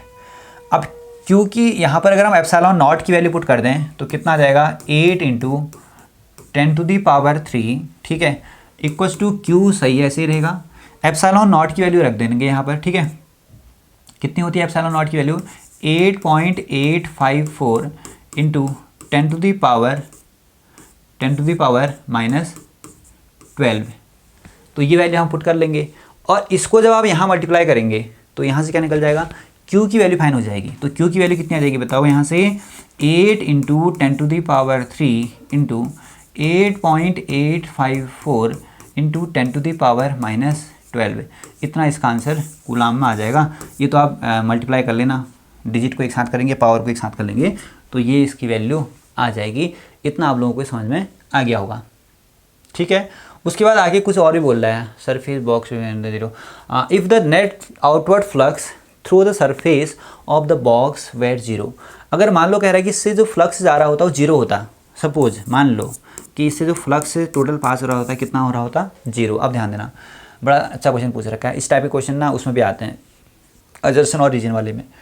Could you conclude that there were no charges inside the box? तो क्या इससे आप ये कंक्लूजन निकालते हैं कि इसके अंदर कोई चार्ज नहीं है, ऐसा ये हमें पूछ रहा है। तो ऐसा नहीं है, फिर बिल्कुल भी नहीं है, क्योंकि इसके अंदर चार्ज हो सकते हैं। ध्यान देना, चार्ज इसके अंदर हो सकते हैं। कह रहा है कि यदि इससे फ्लक्स 0 जा रहा होता, तो क्या इसका कंक्लूजन आप ये निकालते कि इसके अंदर कोई चार्ज नहीं है? नहीं, ऐसा हम नहीं निकालते। इसके अंदर चार्ज हो सकते हैं, पर इसके अंदर जितना पॉजिटिव अमाउंट में चार्ज होगा उतना ही इसके अंदर कैसा होगा, नेगेटिव। अगर मान लो इसके अंदर प्लस चार्ज है तो उतना ही सेम अमाउंट में क्या होना चाहिए, माइनस चार्ज होना चाहिए। तो टोटल चार्ज कितना आएगा, Q इक्वल्स टू 0 आ जाएगा, और 0 आएगा तो फिर फ्लक्स भी कितना निकलेगा, 0 निकलेगा। पर मैं इसने ये तो नहीं पूछा ना कि इसके अंदर नेट चार्ज 0 होना चाहिए, इसलिए अंदर पूछा कि इसके अंदर चार्ज होंगे या नहीं होंगे। आप इसे एक नंबर निकालेंगे कि इसके अंदर चार्जेज ही नहीं है। नहीं, चार्जेज हैं, इसके अंदर हो सकता है, पॉसिबिलिटी है कि इसके अंदर चार्जेज हों। तो क्या कह सकते हैं, there may be a same amount of positive and negative charge. तो यहाँ पर क्या हो सकते हैं, सेम अमाउंट ऑफ पॉजिटिव और नेगेटिव चार्ज हो सकते हैं, but the net charge should be 0। तो नेट चार्ज कितना होना चाहिए, 0 होना चाहिए। तो but net charge should be 0, इतना सा इसका आप लोग लिख देंगे, ठीक है ना। तो यहाँ पे क्या लिखेंगे, नो लिखेंगे, ठीक है। तो क्या लिखेंगे, there may be a positive equal amount of positive and negative charge, but क्या कह सकते हैं, the net amount of charge should be 0। बस ये इसका आंसर हो जाएगा। समझ में आ गया होगा, सिंपल सा क्वेश्चन था, ठीक है। मतलब कि कॉन्सेप्ट है ये, केवल समझने के लिए है, बस हो गया। A point charge of 2 microcoulomb is at the center of a cubic Gaussian surface 9 cm on edge, ठीक है।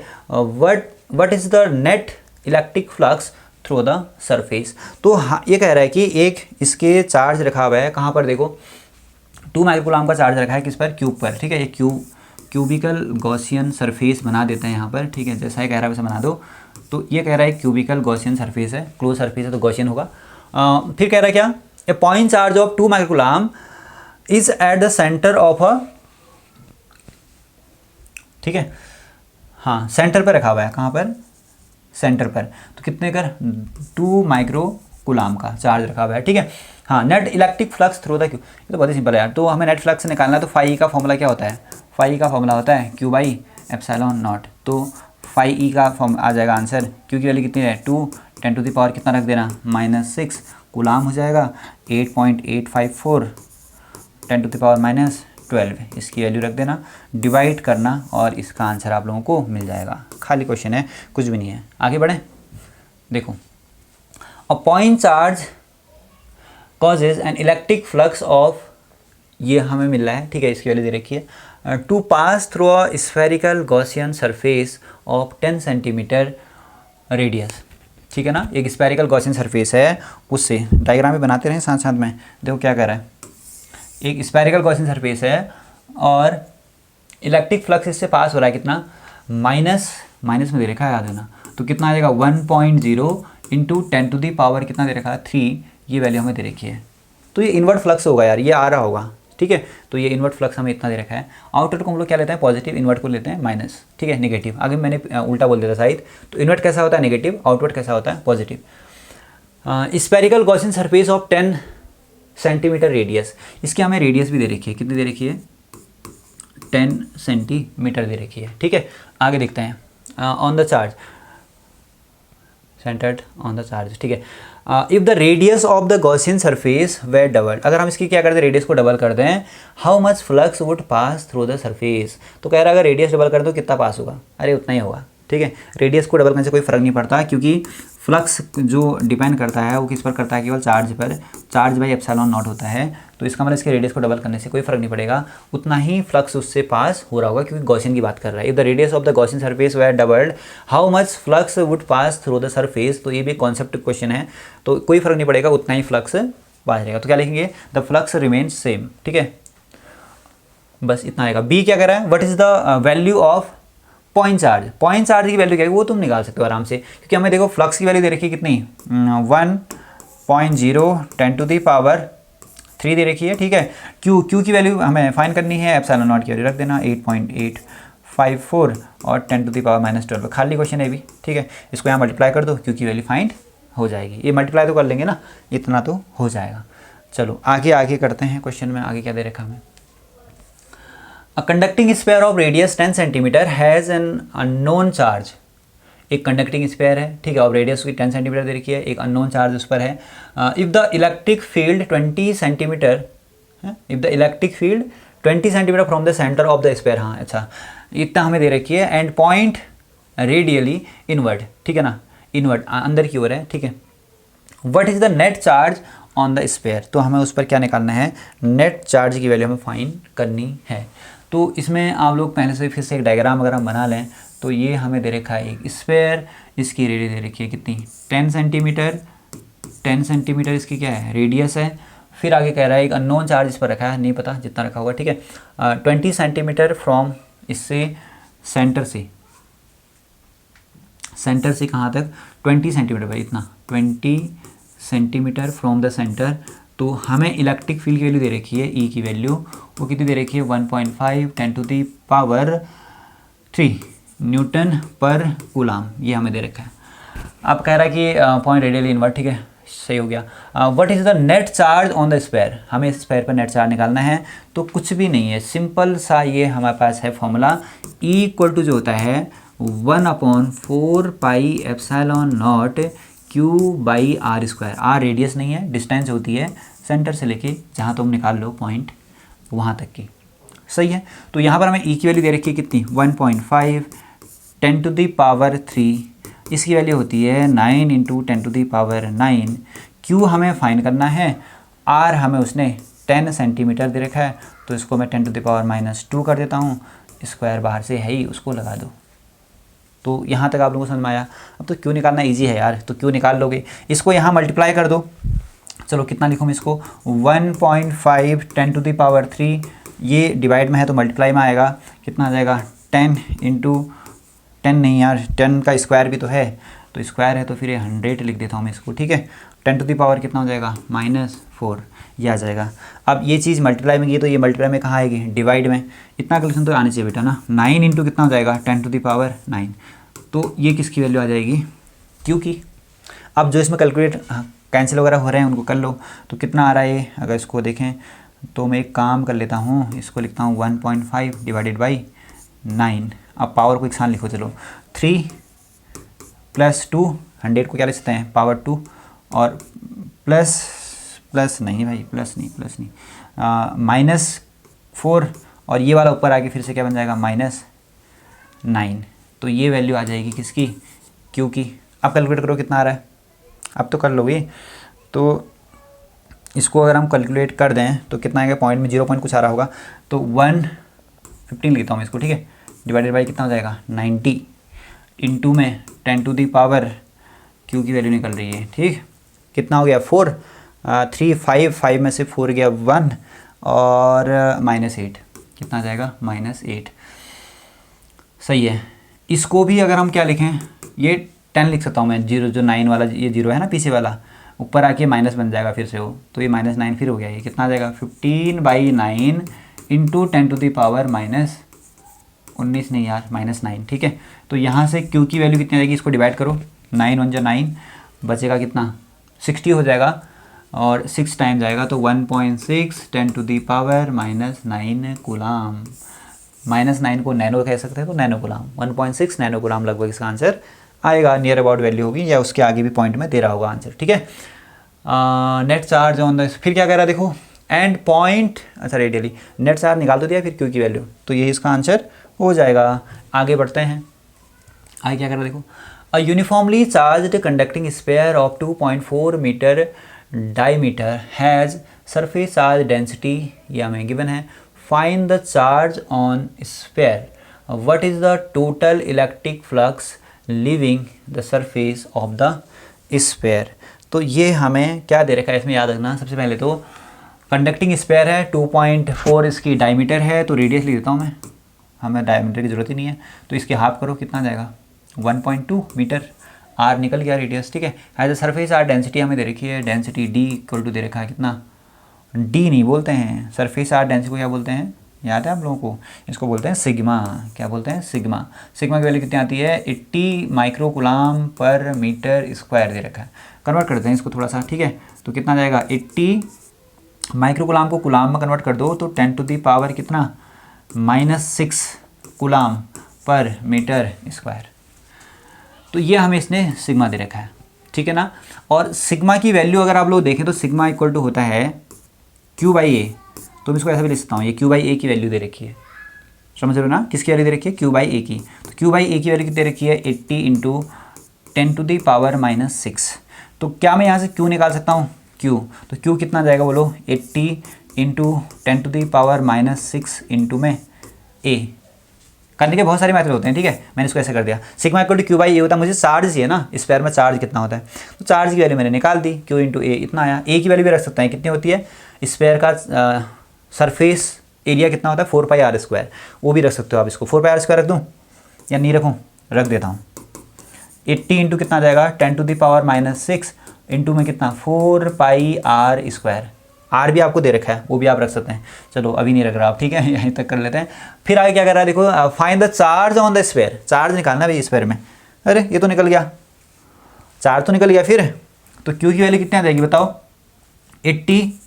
80 इंटू कितना हो जाएगा 10 टू दी पावर -6 और इंटू में कितना आ जाएगा 4। पाई की वैल्यू कितनी रख दो 3.14 और आर की वैल्यू पता है हमें कितनी है 1.2 मीटर। तो 1.2 का कितना होता है 1.44।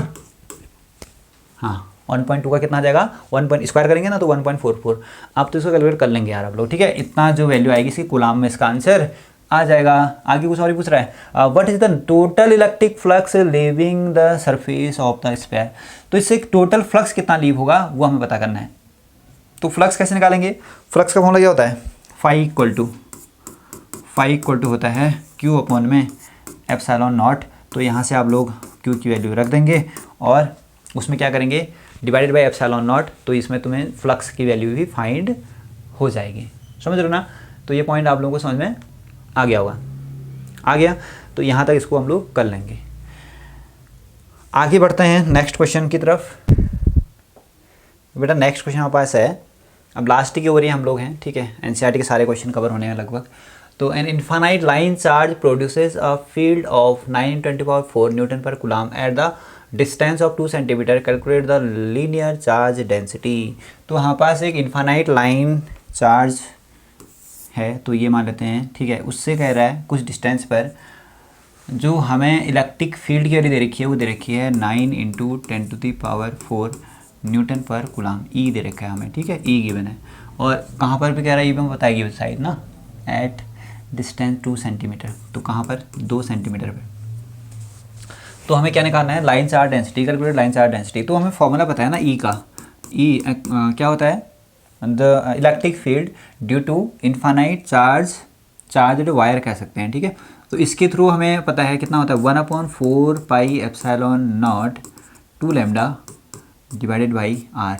तो ये इसका फॉर्मूला होता है, ये हमने क्लास में किया हुआ है। तो ई की वैल्यू अगर हम देखेंगे तो कितना आएगा 9×10⁹, ठीक है, 2 इंटू लैम्डा, ये तो हमें फाइंड करना है, डिवाइडेड बाई आर। आर हमें दे रखा है 2 सेंटीमीटर, कन्वर्ट कर देंगे मीटर में तो 10⁻⁻² कर देंगे। तो यहाँ से ई की वैल्यू तो गिवन है ना, ई भी रख दो, ई में भूल गया रखना तो इस रख देंगे 9×10⁴ फिर यहाँ से 9×10⁹ 2 से 2 कैंसिल कर दो, ठीक है, इतनी बार क्या ही लिखना है इसको। और ये कितना आ जाएगा लैम्डा डिवाइडेड बाई 10⁻²। अब इसको क्रॉस मल्टीप्लाई वगैरह 9 से 9 भी कैंसिल कर दो, ठीक है, मल्टीप्लाई कर दो तो 10⁻⁻ कितना आ जाएगा 4 इंटू 10⁻², ये वाला आ गया। ये वाला पावर में माइनस इंटू में है तो डिवाइड में आ जाएगा 10⁻⁹। ये किसकी वैल्यू निकल जाएगी बताओ, ये लैम्डा की वैल्यू निकल जाएगी। तो इसके बाद अगर हम इसको सॉल्व करें तो फिर ये कितना आ गया, टोटल सब 10 की पावर में ही है तो ईजी हो गया। 4 है फिर -2 है, नीचे से आएगा वो भी माइनस बन जाएगा, तो ये वैल्यू आ जाएगी लैम्डा की।